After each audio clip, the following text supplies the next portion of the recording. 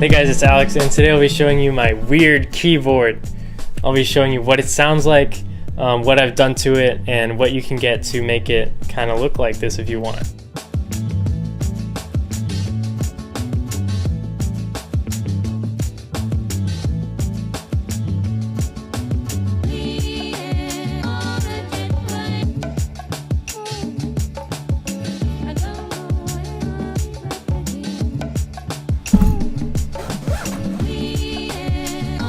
So this is the keyboard that I use on a daily basis. This is the Happy Hacking Professional 2 Type S version. But as you can see, the keycaps aren't the same as the normal keycaps you would see on any other Happy Hacking keyboard. And that's because I got some custom ones and put these on myself. So before I tell you like all the details about how I got these on, let's see how they sound.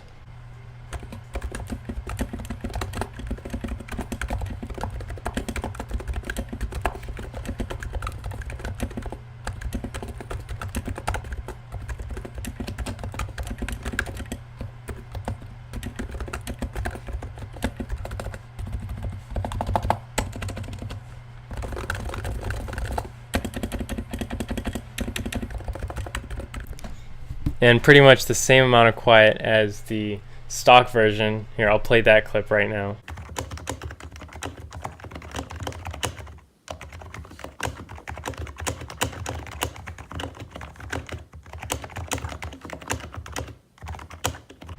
And I use this thing on a daily basis. I'm a programmer and software engineer, and so I'm constantly coding and doing stuff on the computer. So I thought it'd be kind of a good investment to invest in a keyboard that I really like and can enjoy typing on every day. So like I said, this is the Happy Hacking Keyboard Type S version with a little label I put on here to hack, motivate me, I guess. It's got micro USB and 2 USBs. Not very useful though, there's not much power output through here. The bottom, these 2 feet, I've added on myself. I took these off of a Logitech wireless mouse or wireless keyboard and just stuck them on here myself. It's got these little feet, which are I don't really like because there's no rubber thing on the bottom, so it slides around a little more. It's got 2 height levels, like that, so you can prop it up if you want to, but I don't really use it. And yeah, it's really small, very compact and lightweight. Removing this gives you access to some dip switches, so you can change certain things, like make it work with Mac, change some keys on here, that sort of thing. This thing uses Topra switches, which are kind of like a very high quality membrane, and it's kind of like playing a trumpet. You know when you bottom out a trumpet, it's like a velvety sort of like cloth at the bottom. It's very smooth to the touch, and yeah, I love it. I love it more than any Cherry MX switch you can think of. I use Reds on my gaming one, and this is just better to type on. It's not as fast. You'll find that you probably won't type as fast on this as with Reds, but it's a lot more pleasurable. It's like playing piano or something. It's really an enjoyable experience every time I get to type on this thing, which is every day. So what did I do to this? I took off the original keycaps and replaced the sliders, which are the plastic pieces that connect the keycaps to the switch itself. The Topra sliders have a circle, and that's how Topra keycaps connect to it. But there's a higher variety of keycaps on the market for Cherry MX, which use a cross to connect it. So I use these custom sliders from KBD fans, I think, and pretty much it's a circle with the X inside, or with the cross inside of it. So I can use any Cherry MX keycaps with this. So I got this SA keycap set, and SA keycaps are very high raised. They're twice as thick as the other keycaps, and they're smoother, they're higher quality, and they're just more pleasurable to type on. Let me show you what I mean. And the letter of the day is W. On the left is the default keycap, and on the right is my custom SA keycap. Now, you see it's a lot higher, and underneath you'll see this tauper one's compatible with the circle, and this one's compatible with the cross. And I don't know if you can see this, but there's a little inner square here, and pretty much that adds to the thickness. It pretty much doubles the thickness of the keycap, where in this one it's quite thin. It's a thin layer of plastic. So this one's thicker, and it's like a heavier response. It's more satisfying when you push on it because it feels like you're actually like doing something. This kind of like, It's a very niche thing to obsess about, but hey, I obsess about it. So what's up with all the colors? Why does it look like this? Well, the industrial key set, which is what this was called, had these letters. It had the darker gray ones here, and it had the orange escape and enter, and also this.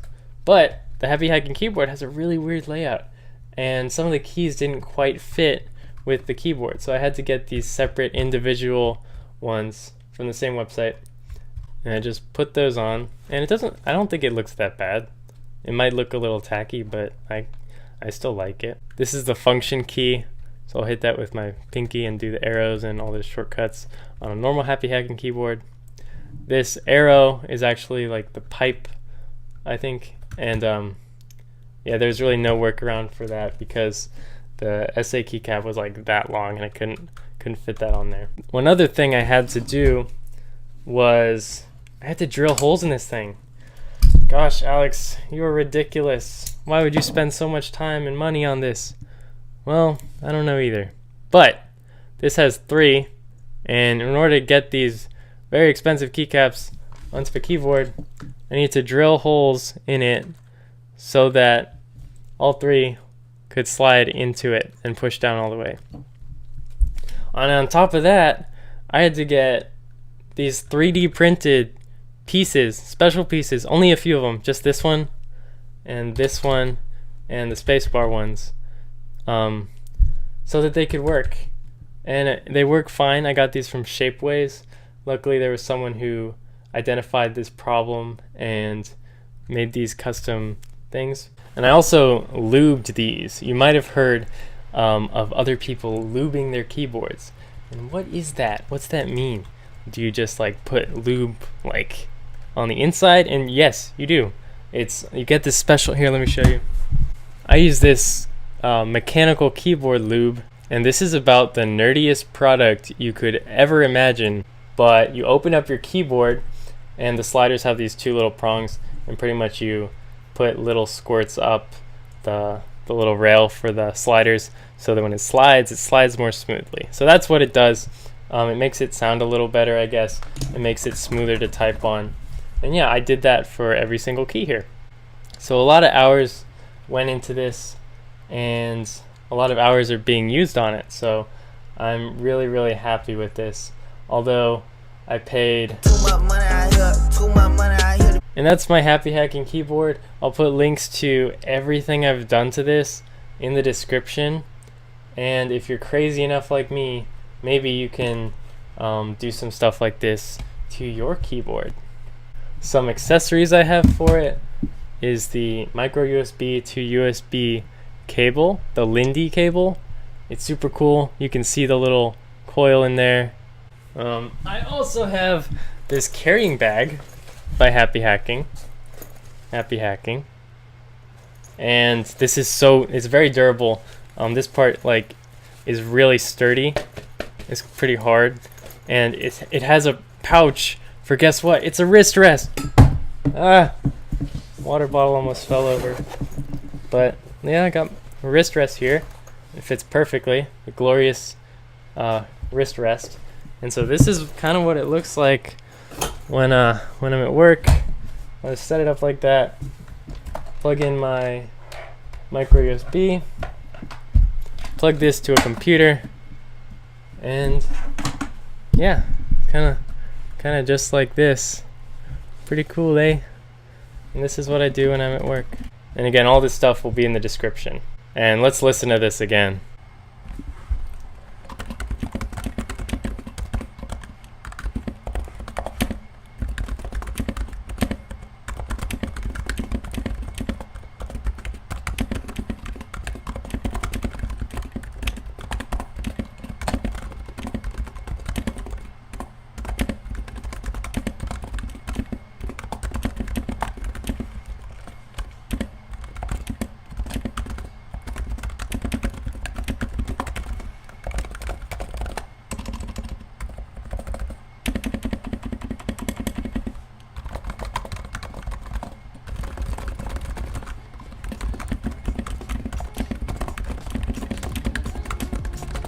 So I hope you learned something about what it's like to mod your own keyboards and what kind of goes into that sort of thing.